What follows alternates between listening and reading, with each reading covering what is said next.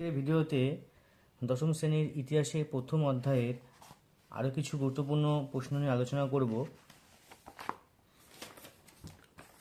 প্রশ্ন নম্বর 31, সোমপ্রকাশ ছিল একটি দৈনিক পত্রিকা, সাপ্তাহিক পত্রিকা, মাসিক পত্রিকা?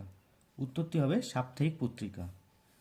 প্রশ্ন নম্বর 32, ভারতের নিম্নবর্গের ইতিহাস চর্চার জনক রণজিৎ গুহ, অমলেশ ত্রিপাঠী, রামচন্দ্র গুহ, সুমিত সরকার?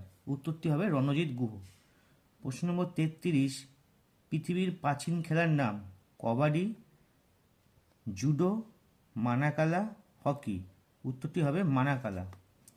প্রশ্ন নম্বর 34, প্রথম বাংলা রাজনৈতিক পত্রিকা হল বঙ্গদর্শন, প্রবাসী, সোমপ্রকাশ, হিতবাদী? উত্তরটি হবে সোমপ্রকাশ।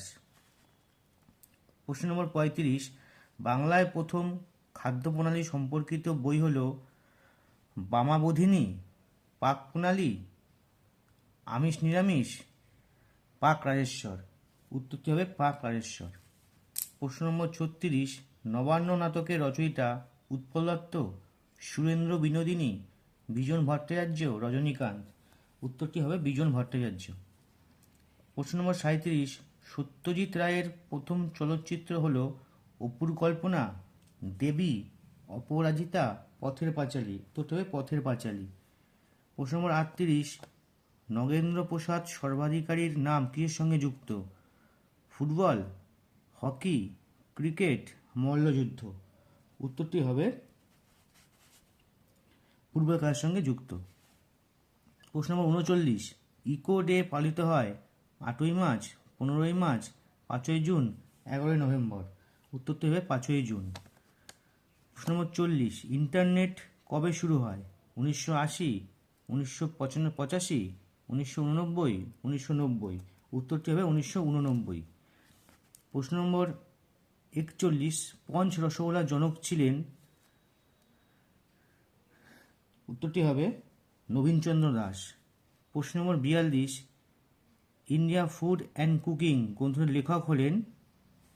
উত্তরটি হবে পার্ট চ্যাপম্যান। প্রশ্ন নম্বর 43, বাংলা ভাষায় প্রকাশিত প্রথম সংবাদপত্র হল দিগদর্শন?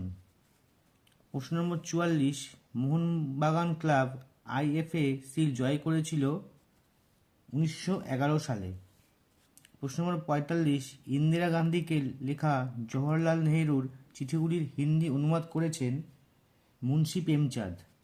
প্রশ্ন নম্বর 46, ভারতের রেলপথের জনক বলা হয় লর্ড ডালহৌসিকে? প্রশ্ন নম্বর 47, সুরেন্দ্রনাথ বন্দ্যোপাধ্যায়ের আত্মজীবনীমূলক গ্রন্থটির নাম হল নেশন ইন মেকিং? প্রশ্ন নম্বর 48, ভারতের জাতীয় মহাফেজখানা দিল্লিতে অবস্থিত? প্রশ্ন নম্বর 49, ডিম্বাকৃতির ফুটবলকে রাগবি বলা হয়? প্রশ্ন নম্বর 50, মান্নাদের আত্মজীবনী হল জীবনের জলসাঘরে? আজকের ভিডিও এই পর্যন্তই।